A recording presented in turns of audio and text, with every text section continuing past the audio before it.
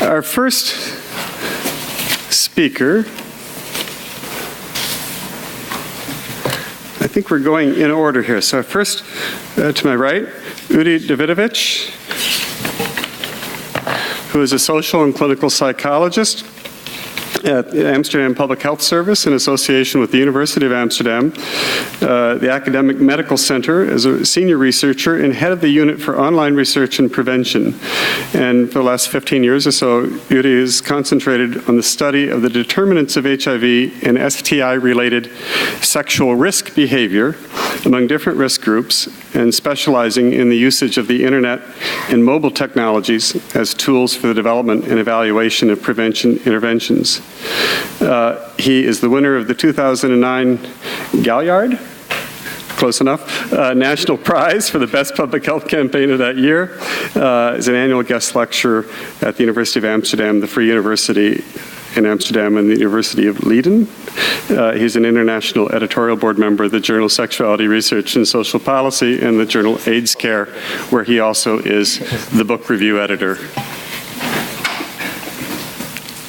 Udi, thank you. Thank you, Sean, for the lovely introduction. First of all, it's nice to see that when they mention the word bedroom, a lot of nice, attractive people show up. Thank you. I had the task of summing up 30 years of prevention research in relationship with sexual health, and it's quite a mission in 5 minutes. So I was trying to think about the highlights of when did science start to meddle with sex in the context of HIV, and what kind of effect that could have had, and what can we do better, especially with the idea of pleasure now. Funny enough, whoever figured out this list of topics here that we are going to talk about chose the sentence prevention science and sexual health, or actually it's supposed to be prevention science in our context and sexual pleasure. And what I'm gonna talk about in the 4 minutes that I have left is that we haven't been doing a very good job within prevention science in incorporating the concept of pleasure in understanding sexual behavior and trying to impact it. If I try to put it in a historical context, when that behavioral science started to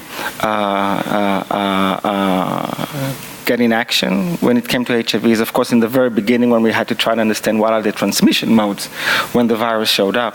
And when we actually, a few years later, in the early 80s, managed to single out unprotected intercourse, whether it will be anal or vaginal, of course, we had to come up with what would intercept that transmission. And the most obvious choice at the time was to use condoms. There wasn't a lot of other options.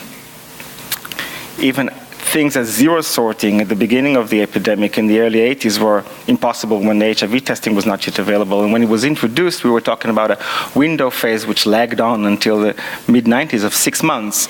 And when you have a window phase of 6 months, you can't really recommend to people to zero sort based on an HIV test because they had to wait 6 months. Not very effective, maybe effective for steady partners, but not very effective for casual partners. So there wasn't a lot of alternatives, so we can't blame anyone by recommending condoms.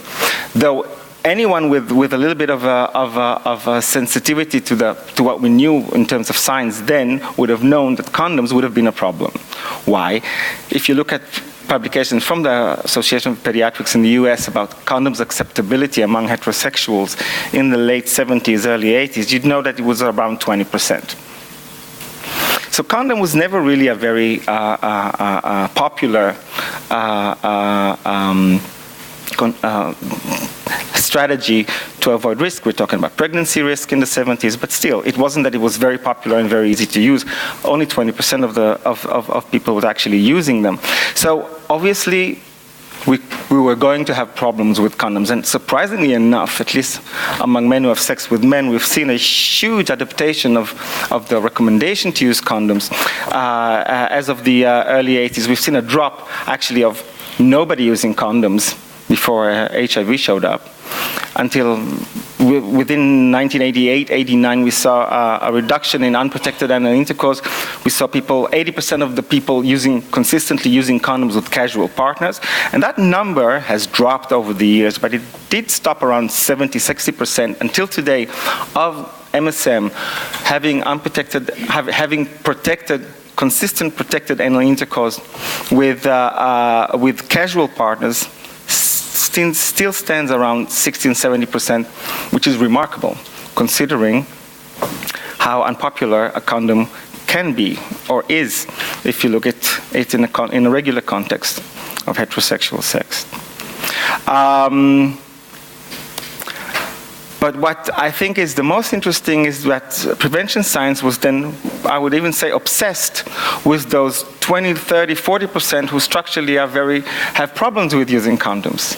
In the last 20, 25 years, we were really actually only busy with trying to predict unprotected vaginal or anal intercourse. And by doing so, actually, we dichotomized sex into good sex, which is sex with condoms, and bad sex, which was condomless sex, which is actually the most natural thing that was there before the beginning of the 80s. So we took natural sex, made it problematic sex, or a sex that we actually have to study why people are engaging in it, and then the good condom sex, and we actually put about 30 or 40% of the people who had to so-called use condoms into a very unpleasant corner of you are risk takers. And the word risk, which is of course introduced also in the early 80s, puts people that have, some of them have very good reasons not to use condoms in a very awkward position, almost marginalize them. And if you try to look at of the reasons why people couldn't use condoms, some of them interfere with a sense of intimacy, trust. Okay, you could say you can overcome those, even though why would you want to if you're having sex with somebody you like or you love or you're attracted to? But let's say it's up to them. But then we know from research that about 12% of at least MSM in those studies that I'm talking about have erection problems or loss of erection because of using condoms frequently. So 12% of MSM having anal intercourse lose their erection when they use condoms. So for those people at the time, we didn't really could offer any alternatives, and for them, using condoms means not enjoying sex or not being able to have sex. These are serious barriers. These are barriers that we just can't ignore. And actually, in research, we were able to show that that erection loss was predictive of intentionally not using condoms, as opposed to heat of the moment or incidental unprotected sex. So having erection problems predicts intentional non-use of condoms, and for those social scientists among you, it's also mediated on the longitudinal, on the long term, the effect of erection loss means mediated the effect of erection loss on the long term, which means that those men were not even able or did not have any intentions to use condoms, and no volitional intervention like we used to make that supposedly increase motivation to use condoms would work on these men. It was pointless.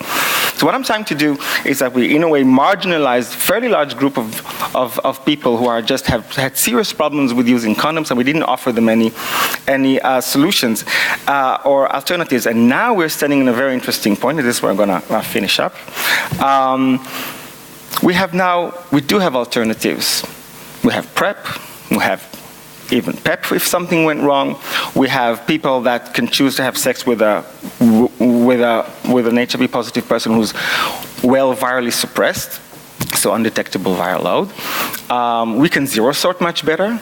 We have better and better HIV tests, and the day is not far where we're going to have RNA HIV home testing, which means a very reliable test that will be able to establish whether you don't have HIV within 4 days or 5 days of exposure, or a week.